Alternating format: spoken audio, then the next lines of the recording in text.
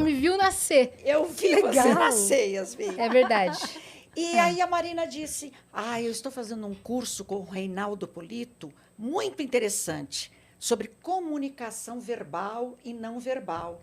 Olha. Meu olho brilhou, eu tive um insight e falei, gente, isso é luz. Aí eu falei, vamos tomar um café? E fomos, nos sentamos e eu falei assim, agora você vai falar para mim, passo a passo, como foi este treinamento. Ela te repassou o treinamento. Repassou todo o treinamento. Eu sou obsessivamente metódica e também muito determinada. Marina passou com muita paciência umas 3 vezes. Caramba. Quando ela terminou, eu disse assim, Marina, eu já encontrei um propósito para minha vida. Eu quero ser professora de oratória e de comunicação expressiva. E eu faço isso há 30 anos. Sensacional. Então, o que eu gosto muito é porque eu peguei também esta atividade porque eu queria como propósito, como objetivo de vida, mostrar para as pessoas que elas podem se tornar melhores enquanto comunicadoras.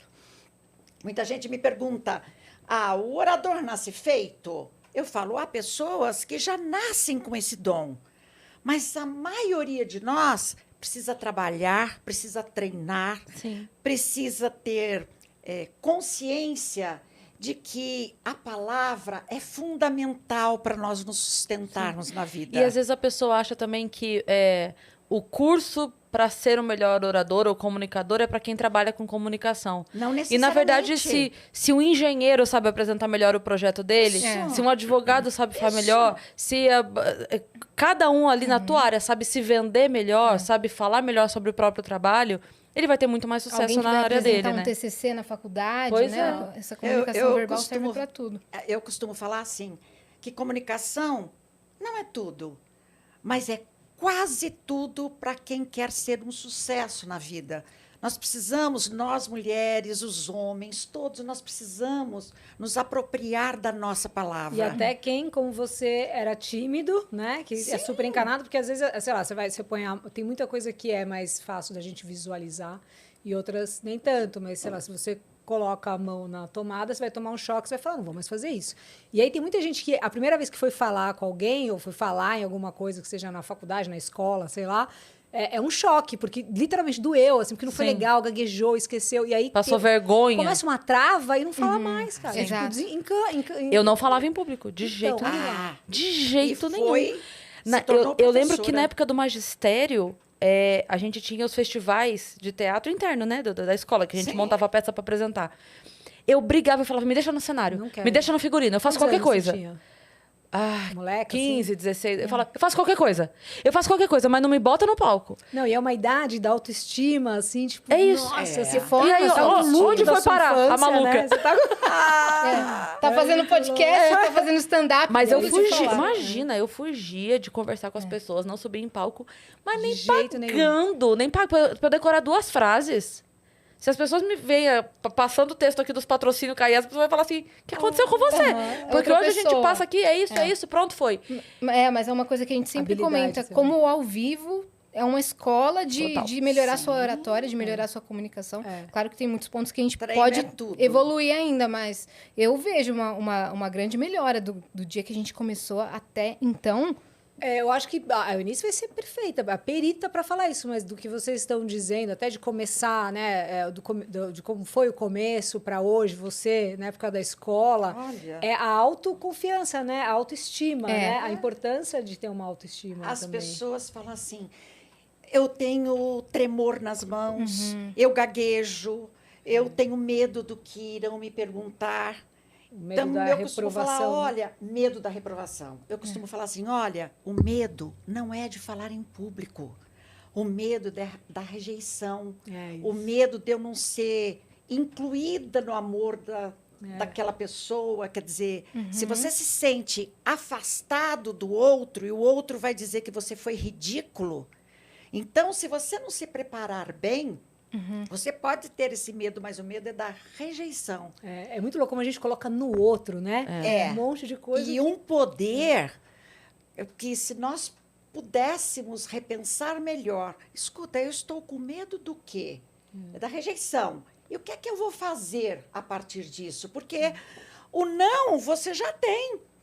Agora, como que você vai se tornar um ser social, Sim. sociável, para falar na igreja, para você conquistar o emprego? Mas é muito isso, mas tem uma coisa também que é meio uma coisa infantil nossa, assim, de muita gente, que é de sempre querer fazer o melhor, né? Tira 10. É isso, perfeito, de tirar 10. O 7 é ruim, 6 é um horror, 5, pelo amor de Deus, e menos que isso é A inimaginável. gente quer ser perfeito. Então é muito infantil, né? É que nem uma criancinha que você vai fazer uma coisinha qualquer e você tem que... Pro meu filho de 2 anos, eu acho lindo. Ele vai lá, faz qualquer coisa no dia e fala, ai, que lindo, que maravilhoso. Mas ele tem 2 anos. Agora, você ter 20, 25, 30 anos, você tem que ficar, né, falando, nossa, tá demais, tá maravilhoso. Nossa, o que você fez tá incrível, tem que ser 10, tem que ser... Sempre você tem que ser aprovada, aprovada. É nada, meu. E é impressionante como, às vezes, a pessoa tem o conhecimento, mas a Tem. falta de oratória não deixa ela passar. Eu lembro que eu tive um professor de história que ele era um gênio, ele sabia... O que você perguntasse pra ele, ele sabia. De verdade. Se você perguntasse a cor da cueca de Dom Pedro, ele sabia. Porque ele sabia tudo, datas, detalhes, ele falava, assim, impressionante a memória daquele cara. Ele não conseguia passar. A aula dele era enfadonha, era chata. Olha só. E a gente ficava... A gente, enquanto aluno, ficava assim, ai, meu Deus. A gente sabe que ele é bom, A mas... gente... E vocês sabiam isso fora da aula, é isso? Tipo, trocando ideia, ele mostrava isso, mas na aula não? Era Não, isso? não, eu digo assim, se você fosse perguntar alguma coisa pra ele, ali, professor, tal coisa, Ah, tá, ele entendi. explica, assim. Mas a didática dele Dele de era cansativa. professor, a oratória dele era ruim, As ele era habilidades. travado, era Olha duro. só. Como é que é? Isso é um bloqueio? Isso é uma trava? Eu creio que sim. Existem 3 grandes barreiras que eu vejo na comunicação, que são as mágoas, más águas, águas podres, que são todos aqueles sentimentos que vêm lá do nosso passado, quando você tem a mãe que fala assim, senta direito, meu filho. Se você continuar tímido assim, você nunca vai conseguir nada na vida. Ou a tia que fala assim, nossa, mas como esse menino não fala? Ele é mudo? Isso vai deixando a criança cada vez pior, dependendo do temperamento dela. Então, essas mágoas podem causar medos, e esses medos nos paralisam. Será que nós estaríamos hoje aqui se nós tivéssemos deixado este medo ser maior do que a nossa vida? E aí vem o quê? A autoimagem negativa. Eu preciso de uma autoimagem, preciso me enxergar de um jeito bonito para eu poder trazer essa palavra que vai ser o quê? Vai ser o meu legado para sempre. Como é que eu faço para conhecer mais pessoas, para poder treinar esse meu processo de comunicação para que o medo não fique maior?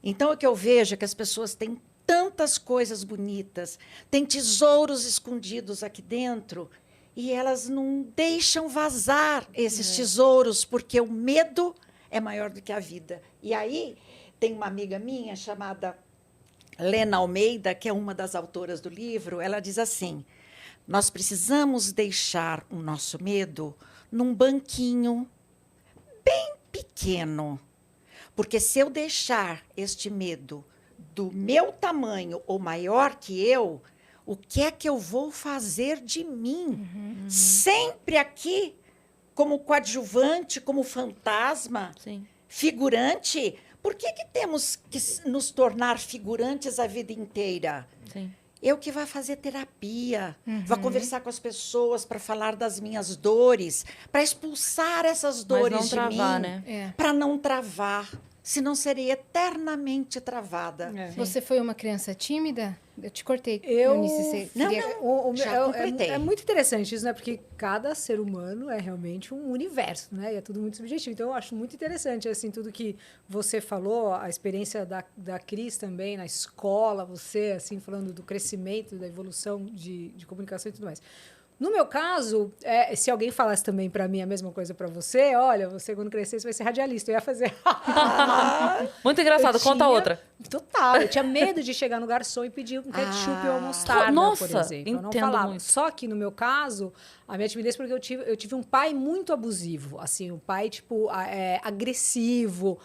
Um negócio, assim, pesado, sabe? Entendi. Pesadão mesmo, nível hard.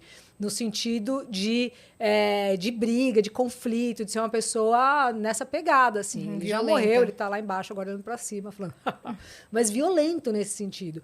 Então, assim, eu não falava quase nada. Inclusive, tinha até o mutismo seletivo ali, até os 3 anos. Então, o negócio era bem pesado. Caramba, Lu. E aí, total. Então, assim, por isso que eu vejo, assim, tem muita gente que às vezes fala, ai, não, mas é porque meus pais não me apoiam, sabe? Ou sei lá o quê, quem quer que seja, o cuidador que seja ali com a pessoa. Eu acho que isso tem que partir também da gente, sabe? Sim. Claro, Senão, de a novo, vida aquela é história sua. de deixar no outro, né? Exato. Sim. O medo A ser maior. Isso. responsabilidade. E não pode, tem que tentar achatar sempre. E não é fácil, óbvio. Mas tem um lado também, nesse caso da fala, que para mim foi muito importante, foi quando eu percebi que quando eu comecei a me expressar e a falar não, tudo foi se transformando, assim. Então, é um poder, né? É o poder da comunicação. E esse poder, ele pode vir até de uma pessoa que não sabe falar, porque uma coisa é você se comunicar e outra coisa é você falar. Elas não são sinônimos, né? Então, existem diversos tipos de comunicação. E naquele momento, mesmo eu não sendo uma pessoa que conseguia falar de uma forma clara e que passasse aquilo, eu conseguia me comunicar de uma forma importante, principalmente para mim. E aí eu fui desenvolvendo essa vontade também não de ser ouvida, a questão não era ser ouvida, era de ser mais compreendida, mesmo que por alguém, pela minha avó, sabe assim, essa importância assim. E quando eu entrei no Senac para fazer a locução, eu era muito nova, eu tinha 18 anos de idade, assim, cheia de traumas, ainda não fazia nenhum tipo de funilaria mental, porque eu faço, né, terapia há anos. Adorei a expressão funilaria mental. Importantíssima fazer, porque senão a gente chega muito amassada. Adorei funilaria mental. Eu nunca tinha ouvido essa frase, amei. A gente precisa, né, dar uns martelinho de ouro. Exato, Um martelinho de ouro, né? de ouro mesmo, assim, né? Pra gente poder evoluir, senão a gente fica com o medo maior e vai se rebaixando. Na escola não, no curso, né, do Senac, o professor, no último dia, que ali era aquele meu momento da aprovação. Sim. Era o viu que ia dar o vídeo depois que entrou no ar, sabe? Isso eu tô falando 96, mais ou menos. E aí, no último dia, ele falou assim, olha, eu queria... Você levantava, né, para ele falar, ele falou assim, olha, você vai ser uma ótima locutora, uma ótima comunicadora para fazer uma rádio pirata no fim de semana no interior. Aí eu fiquei assim, eu falei, gente, eu bombei no curso de locução. Aí, porque era o dia da nota.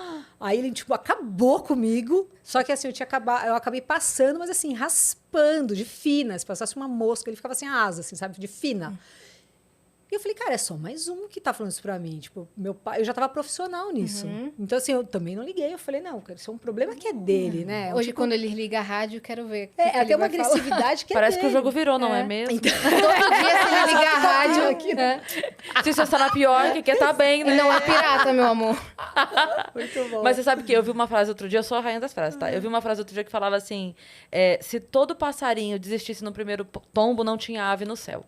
Ah, que bonito. Tá, olha que perfeito. Exatamente. Então, assim, é isso. Vai Mas também, cair, vai vida não precisa doer. de 15 tombos, tá? Só um recado aqui pro universo. Sabe quando... Um tombo tá bom, a gente aprende. Um tombo tá bom.